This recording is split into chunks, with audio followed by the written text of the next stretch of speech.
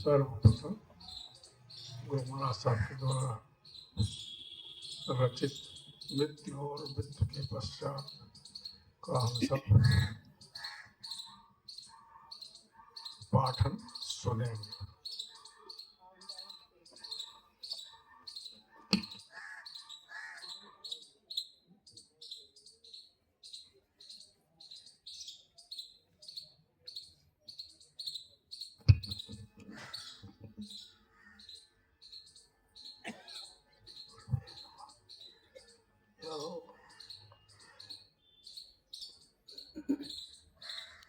पंचकोश।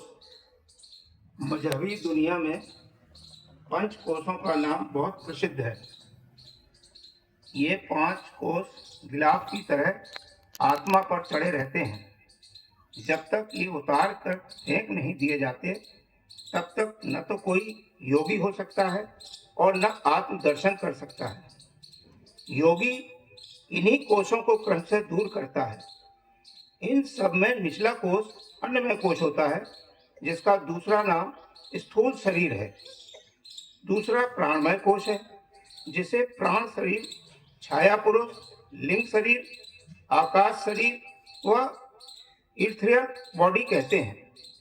साधारण लोग इसके विषय में बहुत कम ज्ञान रखते हैं और इसमें तथा सूक्ष्म शरीर में भेद नहीं मानते, पर वास्तव में यह प्राण शरीर दूसरी चीज है। इसका स्थूल और सूक्ष्म से संबंध होते हुए भी यह सबसे भिन्न है। इसी को लोग भूत प्रेत इत्यादि कह बैठते हैं। जैसे पानी से भाप बनती है, उसी प्रकार स्थूल के अंश से सार खींचकर यह हमारा प्राण शरीर बना करता है। यह बिल्कुल स्थूल के ही अनुरूप होता है, इसलिए इसे छाया पुरुष भी कहते हैं। स्थूल के अंदर यह ऐसे समाया रहता है जैसे गन्ने में रस। कभी कभी स्वयं ही प्राकृतिक धक्के से यह स्थूल से थोड़ी देर के लिए अलग हो जाया करता है और लौटकर फिर अपने स्थान में वापस आ जाता है। जिन लोगों ने साधना कर ली है वे अपने अधिकार से उसे शरीर से जुदा करके दूर देशों में भेज सकते हैं।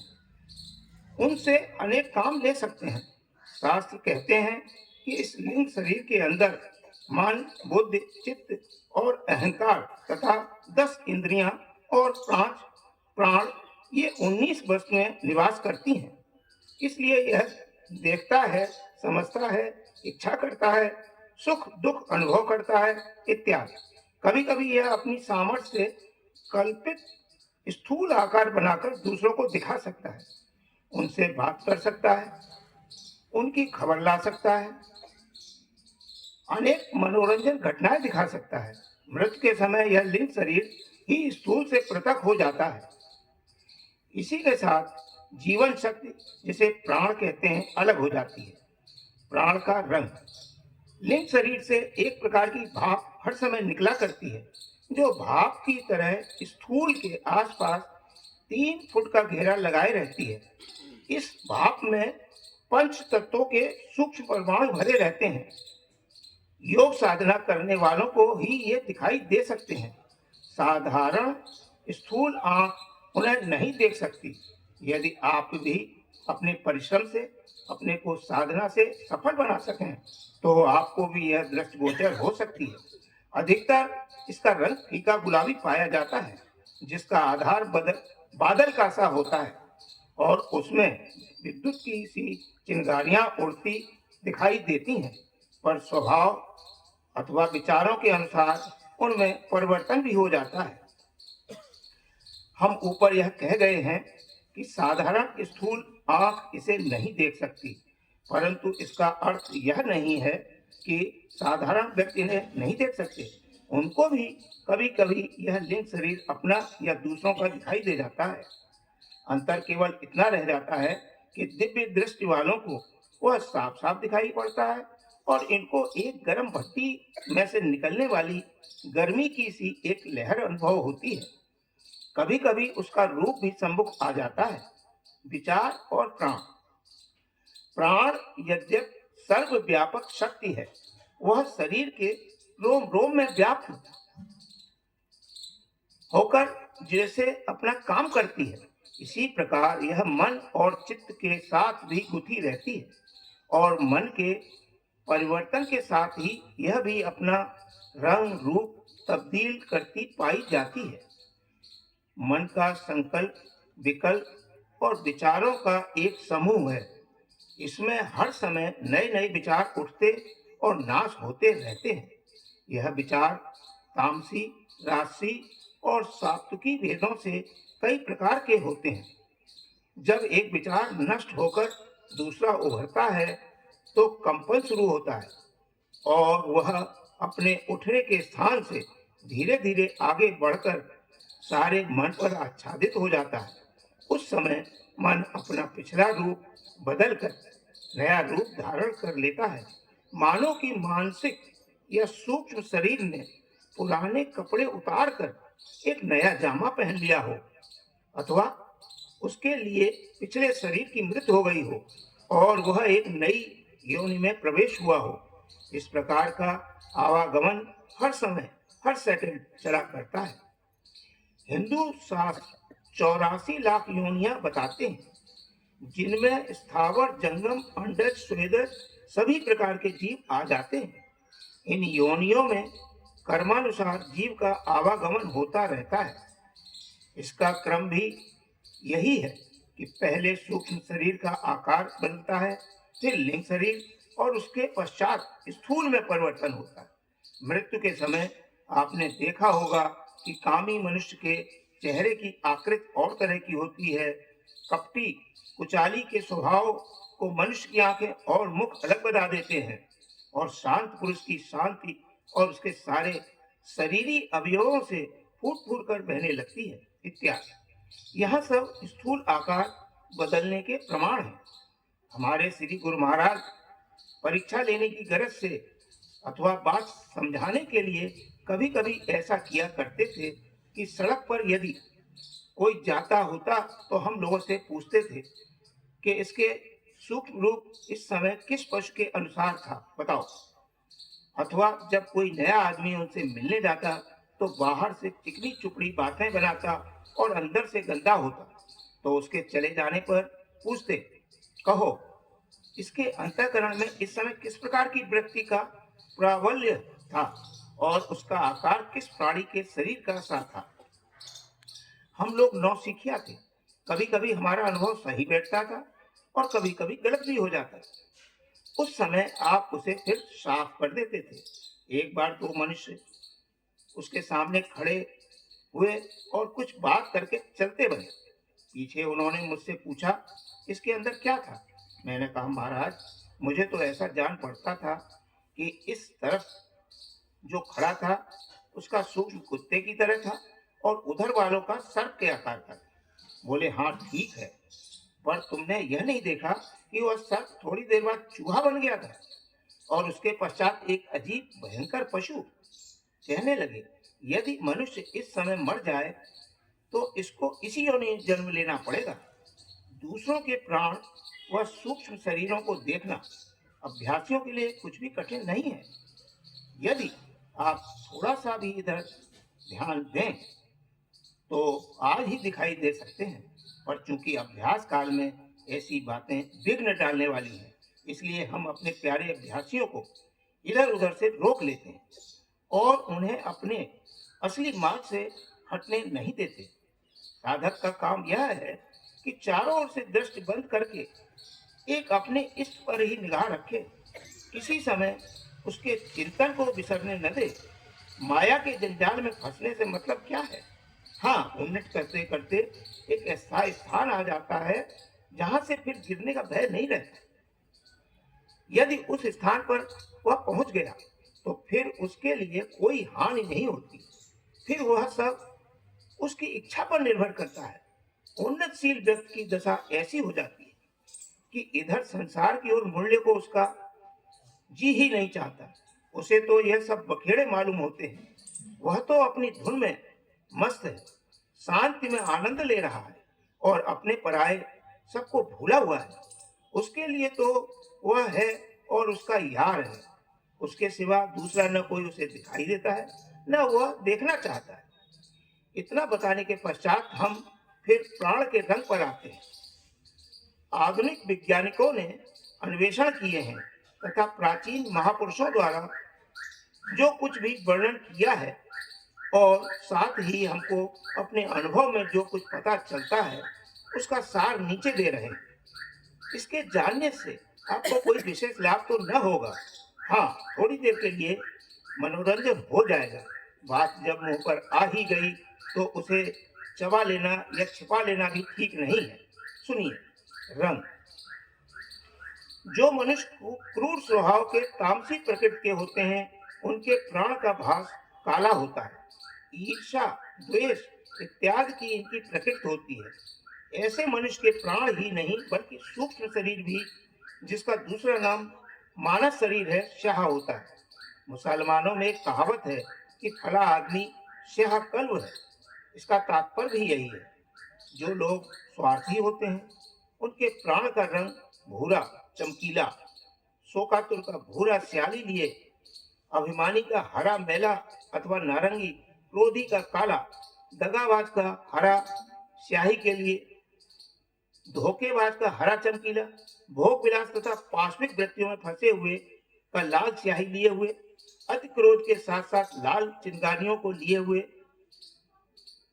लोभी का बादामी, प्रेमी का गुलाबी, बुद्धिमान का पीला, धार्मिक पुरुषों का श्याम व हल्का नीला और महापुरुषों का स्वच्छ उज्जवल श्वेत प्रकाश युक्त होता है।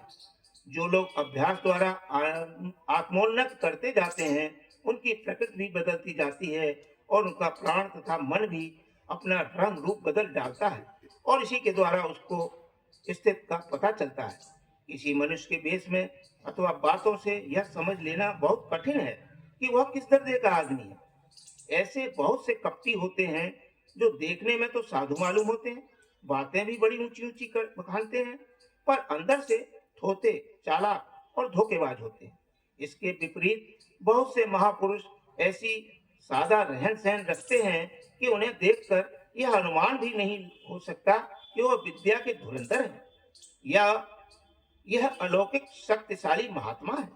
इसलिए साधारण संसारी पुरुषों को धोखा हो सकता है, पर जिनकी दिव्य दृष्टि खुली हुई है वह सामने आते ही पहचान सकते हैं। उनके अंदर से निकलने वाला दिव्य प्रकाश ऑरा उनकी महत्ता का पता देता है। इसी से यह कहावत है कि बली रे सनास, अर्थात महात्मा को महात्मा ही पहचान सकता है। प्राण शरीर के दो भेद। पश्चिमी विद्वानों ने प्राण शरीर को दो भागों में बांटा है। वह कहते हैं कि लिंग शरीर दूसरा है और प्राण शरीर दूसरा, पर हमारे शास्त्रियों ने उसे एक ही माना है। पश्चिम वालों का यह भ्रम है, वास्तव में उन्होंने इसे ठीक नहीं समझ पाया। प्रत्येक शरीर, चाहे वह शरीर हो, चाहे सूक्ष्म और चाहे बौद्धिक, दो भागों में विभक्त रहता है। एक शरीर के नीचे का भाग, दूसरा शरीर के ऊपर का भाग। प्राण शरीर का पिछला भाग स्थूल से जुड़ा रहता है और ऊंचा वाला सूक्ष्म से, इसलिए वह दो दिखाई देते हैं। नीचे के भाग में स्थूल रहती है और ऊपर के भाग में सूक्ष्मता। इन कारणों से उनके रंग रूप भी जुदा हो जाते हैं। प्राण के नीचे वाले भाग को ही लिंग शरीर व छाया पुरुष कहते हैं। कोई कोई इस छाया पुरुष को सिद्ध करके इससे काम लेते हैं। हठ योगियों और तांत्रिकों में इसका बहुत महत्व है। यूरोप वाले भी इस साधन को करते हैं और इसके द्वारा दूर दूर की खबरें भेजना और उत्तर मंगाना इत्यादि काम भी किया करते हैं। छाया पुरुष आगे पीछे की कुछ बातें बता देता है। तांत्रिक इसी अभिप्राय से इसे अधिकार में लाने की चेष्टा करते हैं। यह क्रिया 40 दिन में सिद्ध हो जाती है। इस साधन में दीपक को पीछे रखकर अपनी छाया पर त्राटक किया जाता है। धीरे धीरे उसको उठाते हुए आकाश तक ले जाते हैं। जब यह सिद्ध होने की होती है तो छाया गायब हो जाती है और एक पुरुष सम्मुख खड़ा हुआ दिखाई देता है। बस उसको आर्डर देते हैं और वह हुक्म की तालीम करता है। चंद्रमा के द्वारा भी यह प्रयोग किया जाता है, पर यह सब माया के खेल है। आत्मिक उन्नति से इनका कोई संबंध नहीं। ये तो गिराने वाले काम है। जिज्ञासुओं को ऐसे झंझटों से दूर रहना चाहिए। मृत्यु मृत्यु और कुछ नहीं, केवल स्थूल और प्राण का हमेशा के लिए जुदा हो जाना है। उस समय जैसी वृत्ति का वासना का प्राबल्य होगा, उसी के अनुसार उसके लिंग शरीर का आकार होगा और उसी के मुताबिक उसे योनि प्राप्त होगी।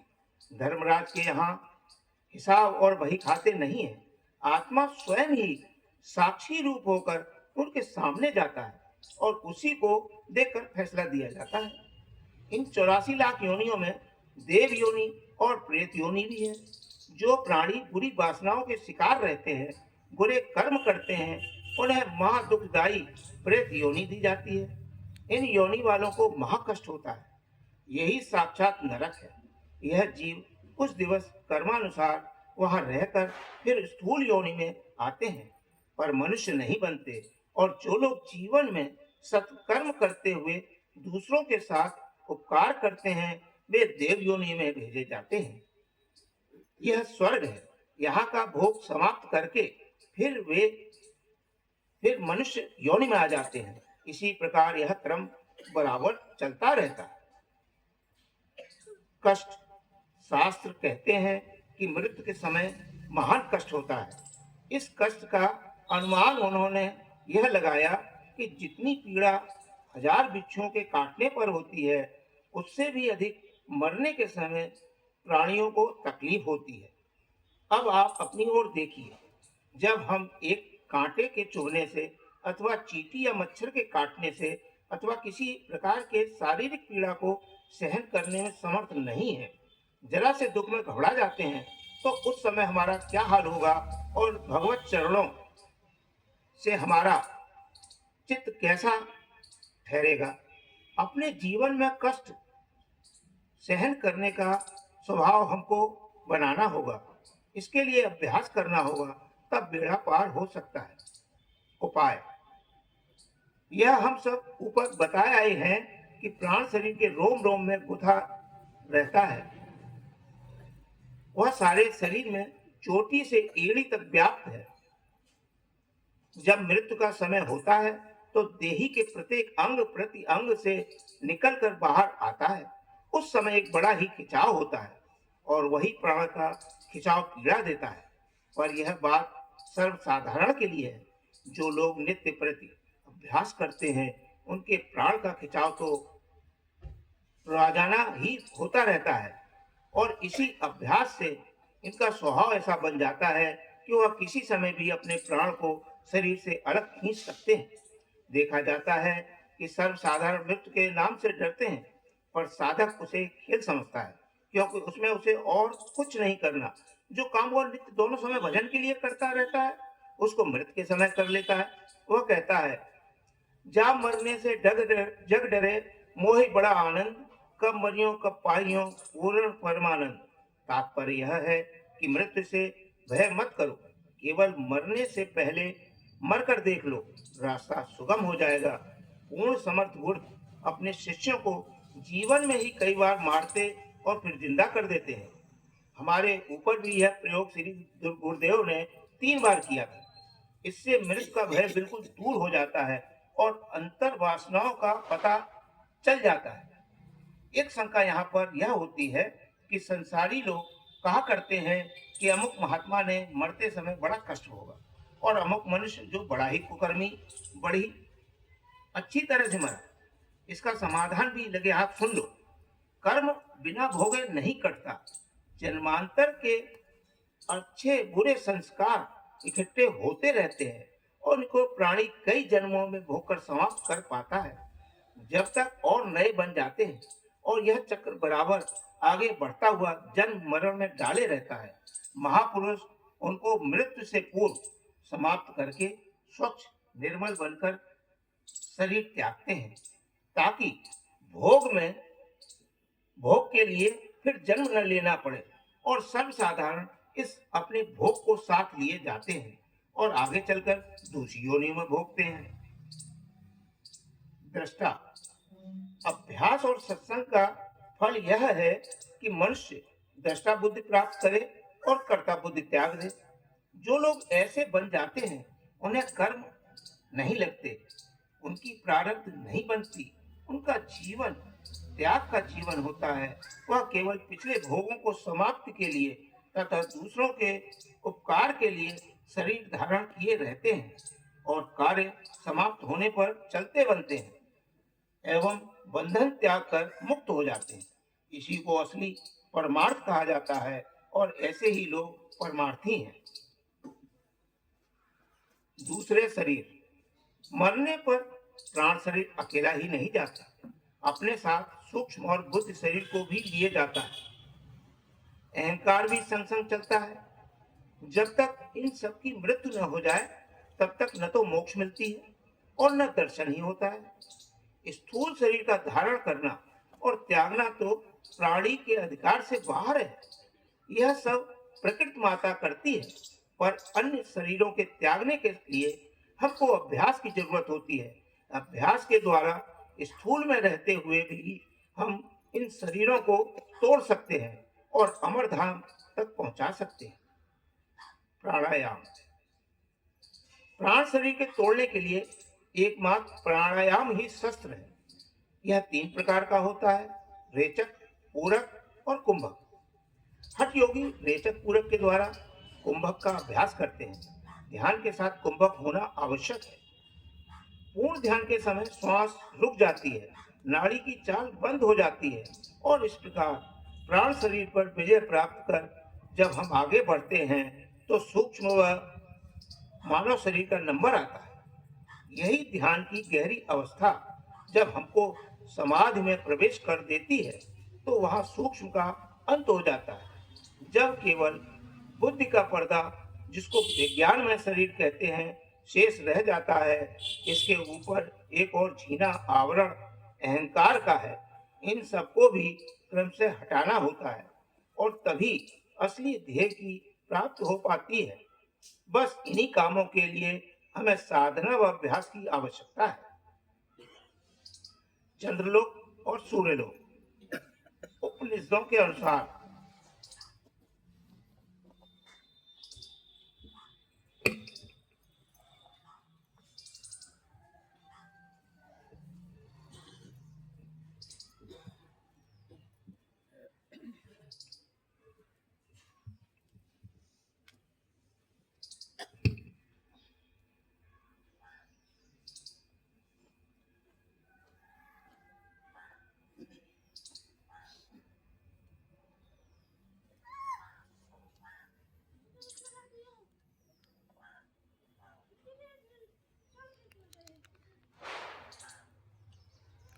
अभी हम सब ने गुरु महाराज साहब के द्वारा मृत्यु के रहस्य के संबंध में जो संदेश दिया है वो सुना और अब उनकी बताई साधना हम सब ने साधना क्या है सब लोग जानते हैं। जो नए भाई बहन प्रथम बार आए हैं उसे ध्यान पूर्वक सुन ले। जैसा निर्देश गुरु महाराज साहब ने दिया है जिस क्रिया को करने का,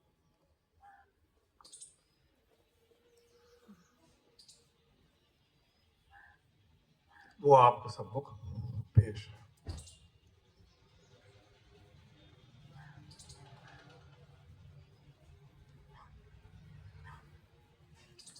ऐसे आसन से बैठ जाना है जिसमें 20 से 25 मिनट तक हिलने डुलने की जरूरत ना पड़े। आंखों को हल्के से बंद कर लेना है और ऐसा देखना है कि सामने से परमात्मा का प्रकाश आ रहा है। वो प्रकाश हमारे हृदय में भर रहा है।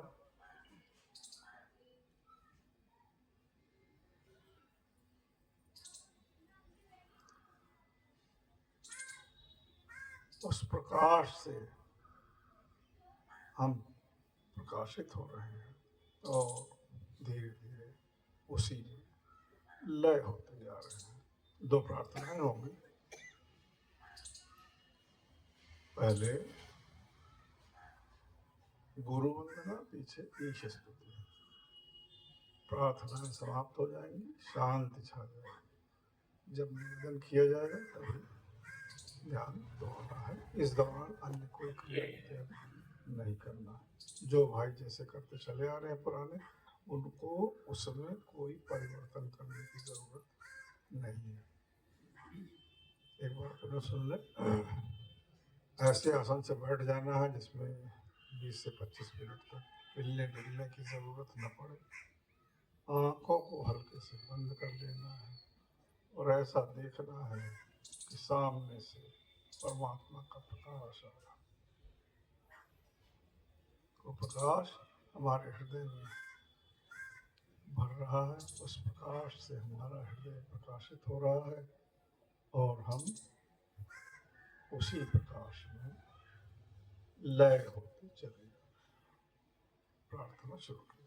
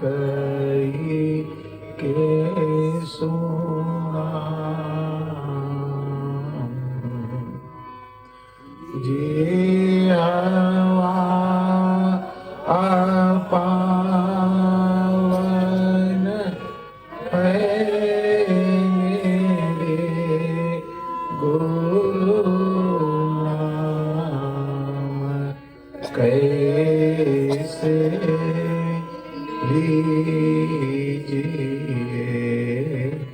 मन पशरा भव जाल एवं किस तरह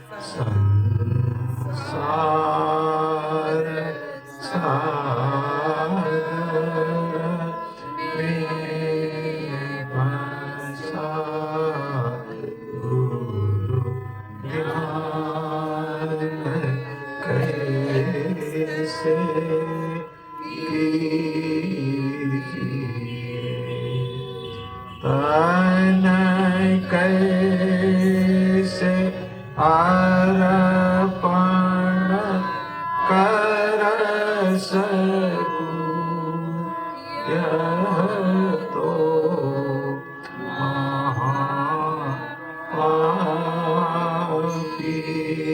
अधम धन आओ मन एक गुरु तुम से नहीं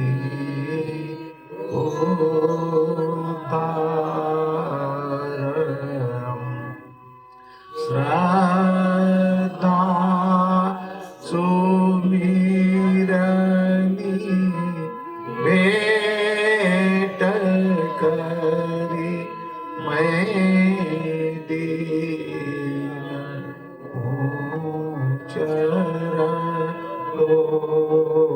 पड़ा मैं पतित हूँ तुम पतित पावन आपका है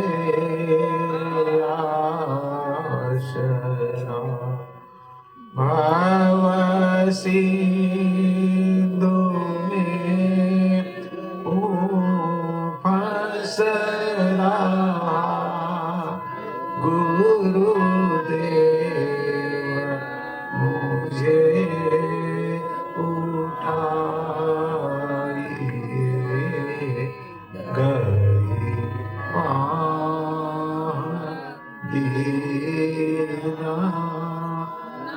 दीनानाथ अपराधी को पार लगाई जो दीन हो चरणों पड़े हे नाथ रे सारे तरे तेरा भिखारी तुम बिना प्रभु आसरा किसका करे मैं दीन हूँ तुम दीन बंधो मैं अधम तुम नाथ हो मैं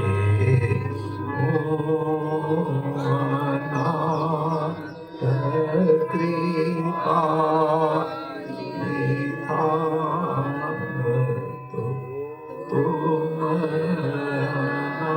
अनाथों के नाथ हो माता पिता सुत भ्रात भार्या कोई साथ न जाएंगे उस पाप को नरक में कोई न हाथ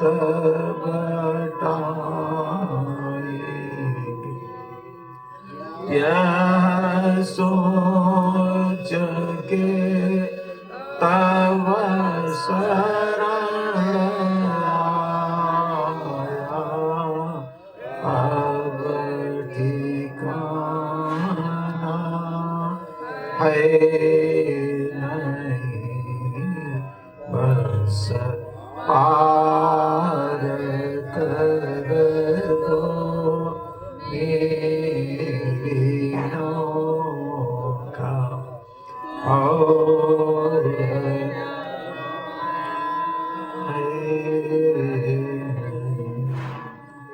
हे जगन्नायक विश्वविनायक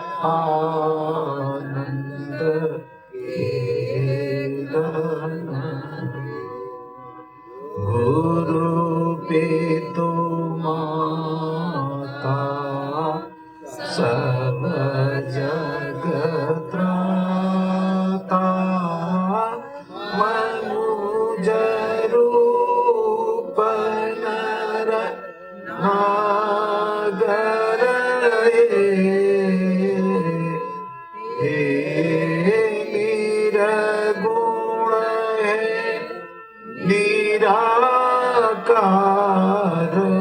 प्रभु निर्भय निर्गम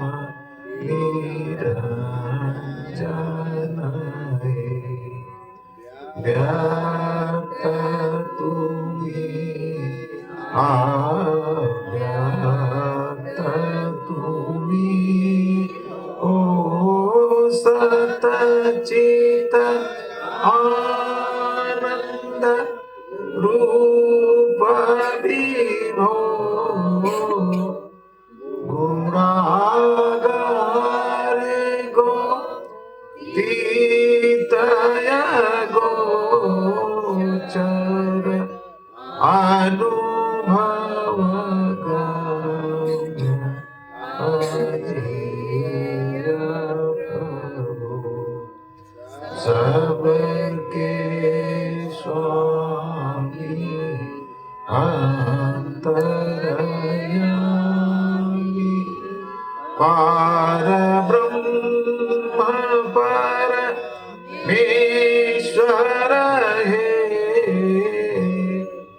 करुणा सागर सब गुण आगर सतचित प्रेम निकेतन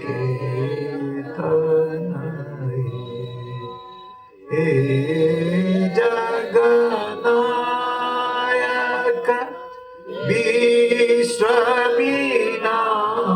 विश्वविनायक हे जग जीवन हे जनक हे दुख भंजन जन मन रंजन जय जय आनंद के घन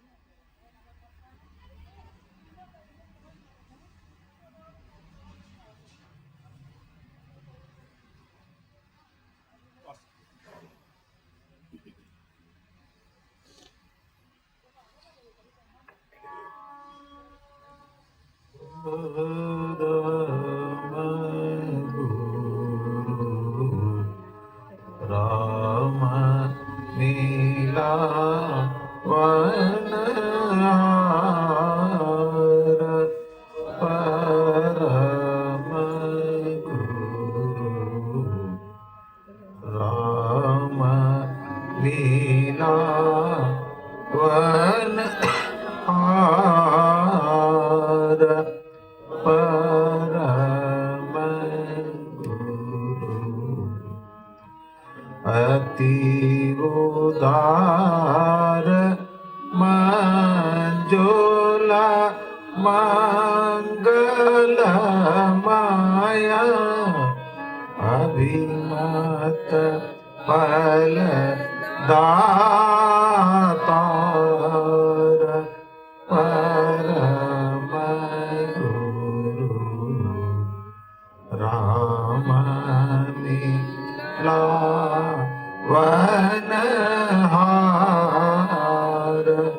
परम गुरु टूटी फूटी नाव पड़ी मामा भीषण भव नद धार परम गुरु राम मिलावन आर परम गुरु जयति जयति जय देव दयानिधि बेगी उतारो पार परम गुरु राम मिलावनहार परम गुरु तुमेव माता च पिता तुमेव बन्धु च सखा त्वमेव विद्या द्रविणं त्वमेव सर्वं मम देव देवा ॐ सहनाववतु सहनो भुनक्तु सवीर्यं करवावहै तेजस्विनावधीतमस्तु मा विद्विषावहै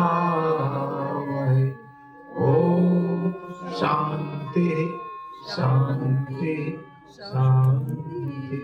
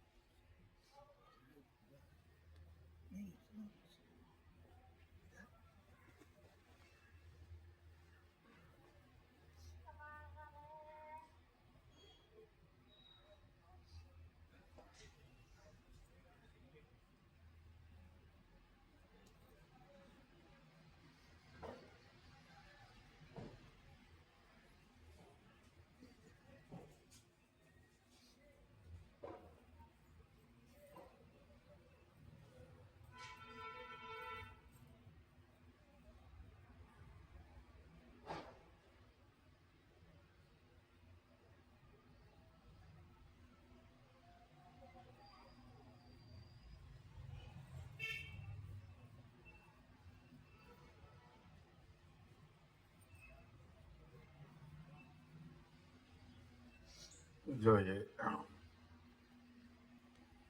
ध्यान हम लोगों ने किया गुरु महाराज साहब के बताया हुआ, ये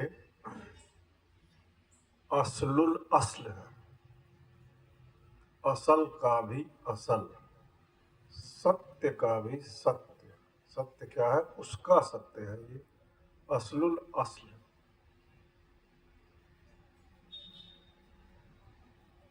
हम सब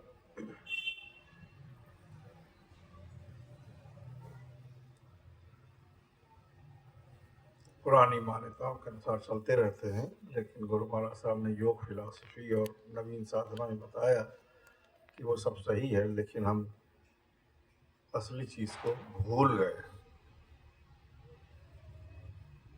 गीता के अनुसार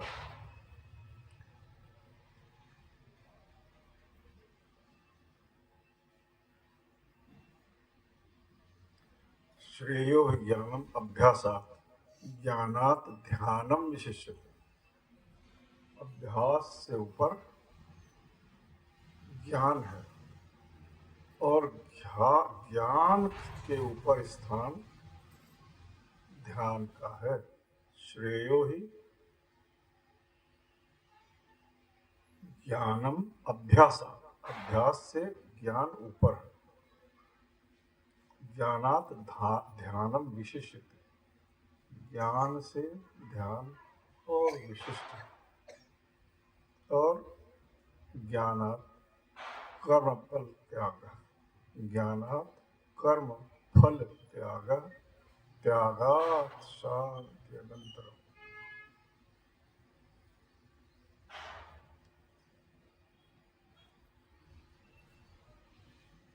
कर्म फलों का त्याग सबसे ऊपर है, और उसी से शांति प्राप्त होती है। त्यागात शांति अनंतरम। कर्म फल का त्याग माने कर्म की अभिलाषा का त्याग, कर्म फल की अभिलाषा का त्याग, कर्म का त्याग नहीं। कर्तव्य तो करना ही है, कर्म तो करना ही है, फल चाहे जो, बस उसमें हमारी कमी नहीं होनी चाहिए।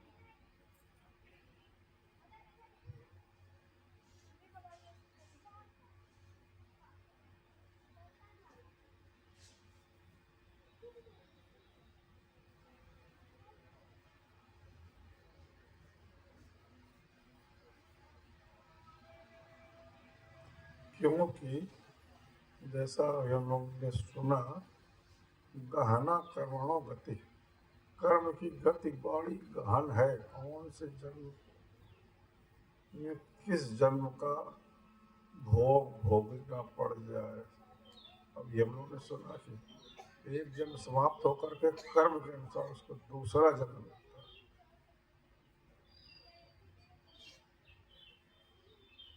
कर्म सही है, सब सही,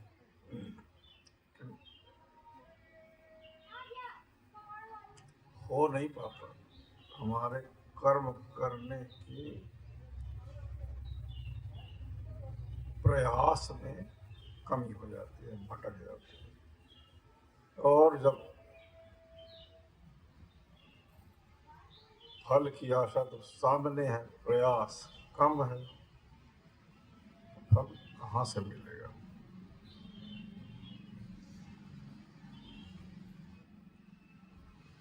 गुरु महाराज साहब ने इसमें एक विशेष मोड़ बताया है कि इसे गुरु शक्ति से बहुत सहारा मिलता है। गुरु शक्ति का ध्यान करने से पता रहता है, उसका हमारा कनेक्शन स्थापित हो जाता है। जहाँ हम भटकते हैं वो हमारे साथ खड़ी हो जाती है।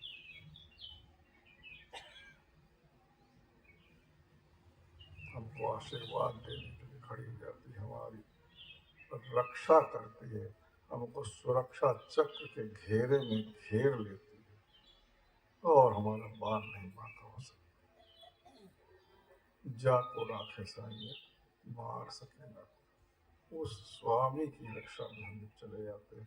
उसको तो देखा नहीं, गुरु को देखा है। जब उसका ध्यान करते हैं, उससे हम कनेक्शन रखते हैं, तभी सब कुछ हो जाता है। जितनी जीवन की कठिनाइयाँ हैं,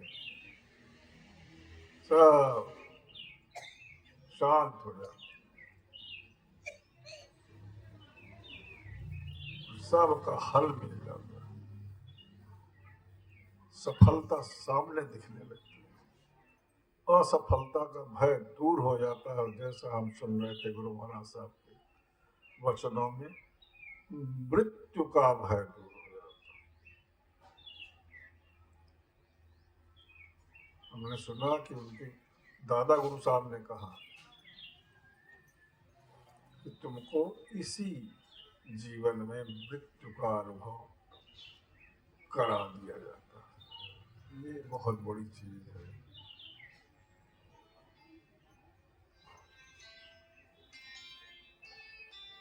ऐसी अलौकिक विद्या गुरु महाराज साहब ने प्रतिपादन किया।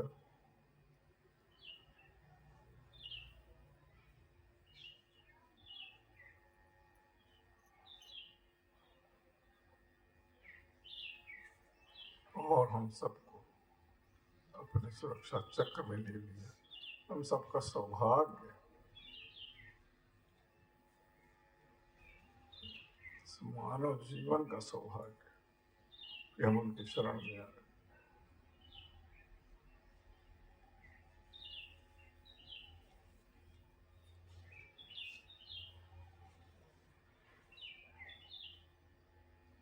आइए उसी गुरु शक्ति के सम्मुख हम नैवेद्य सामग्री प्रस्तुत करेंगे, क्योंकि ये विद्या ज्यादा कहने, सुनने, बताने, समझाने की नहीं, ये करने की विद्या है।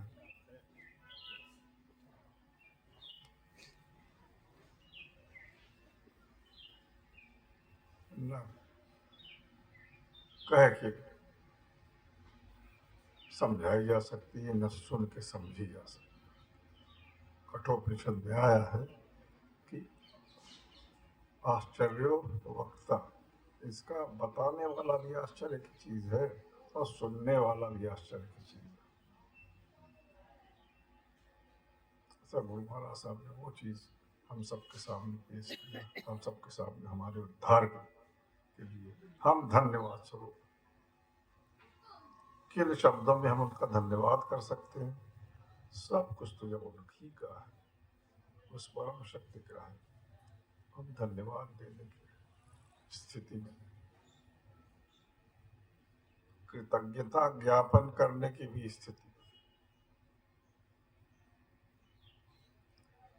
लेकिन गीता के एक वचन की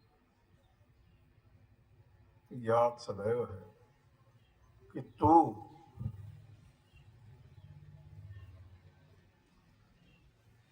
पत्ता, फूल,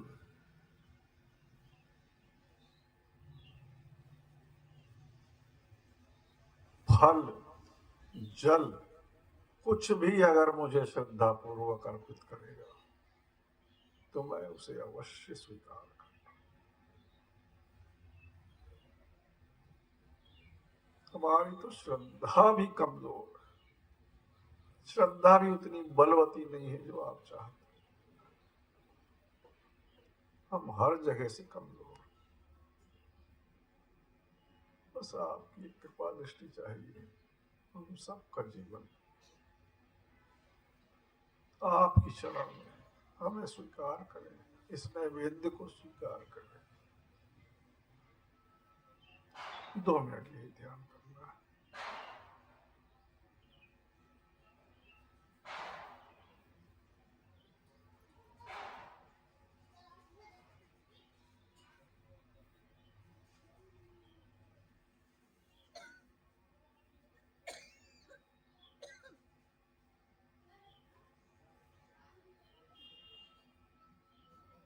ओम शांति।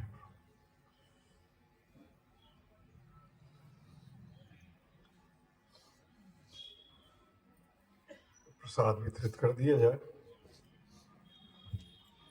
एक भजन के बाद ये सभा समाप्त हो जाएगी। महाप्रसादी तैयार है, सबसे निवेदन है कि महाप्रसादी लेकर प्रस्थान करेंगे। शाम का प्रोग्राम 7 बजे सायंकाल, सबसे निवेदन है अवश्य पधार। कल अंतिम सभा 9:30 बजे।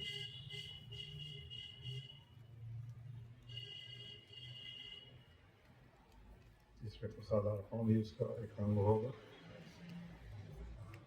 सबसे निवेदन है नए लोगों को, युवाओं को इस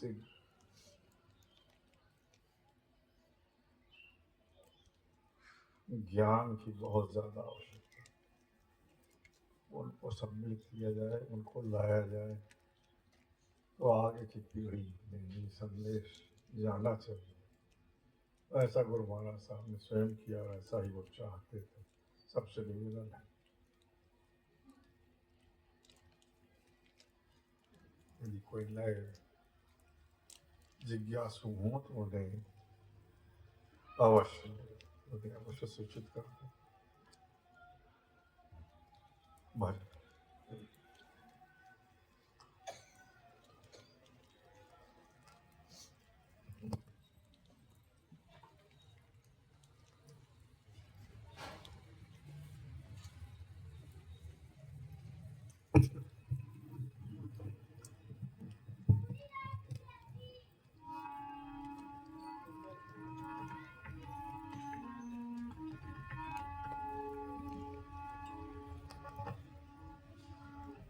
मैं तो सदगुरु की बलिहारी, मैं तो सदगुरु की बलिहारी, सुख पाऊं रूप निहारी, सदगुरु की बलिहारी। देखो सदगुरु की बलिहारी,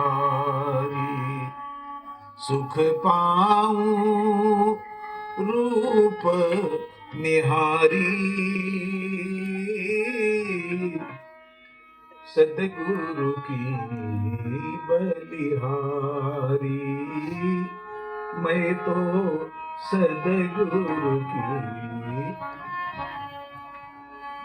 मन का पीर ही मेरे पीर को जाने, पीर ही मेरे पीर को जाने, या जिन लागी सोई पहचाने, या जिन लागी सोई पहचाने, पीर हृदय की न्यारी, देखो सदगुरु की, सुख पाऊं रूप निहारी, सदगुरु की बलिहारी, देखो सदगुरु की। मन का पपीहा पीऊ पीऊ बोले, मन का पपीहा पीऊ पीऊ बोले, भेद जिया के बरबस खोले, भेद जिया के बरबस खोले, नैना बहे कजरा रे, देखो नैना बहे रत्ना रे, सुख पाऊं रूप निहारी, सदगुरु की बलिहारी, मैं तो सदगुरु की। ज्योतिर्मय निज रूप दिखा के, ज्योतिर्मय निज रूप दिखा के रंग बसंती चीर उड़ा के रंग बसंती चीर उड़ा जा अरज करे दुखियारी देखो अरज करे दुखियारी सुख पाऊं रूप निहारी सदगुरु की बलिहारी देखो सदगुरु आ गए भव भय हारी आ गए भव भय हारी जन मन रंग आ गए भव भय हारी जन मन रंजन रहस बिहारी जन मन रंजन रहस बिहारी